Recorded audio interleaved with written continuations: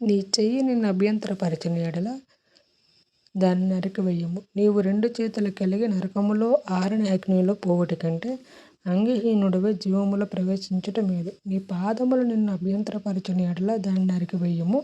2 పాదములు కలిగి నరకములో ప్రవేశింపబడుట కంటే కుంటివాడవై నిత్యజీవములో ప్రవేశించుట మేలు.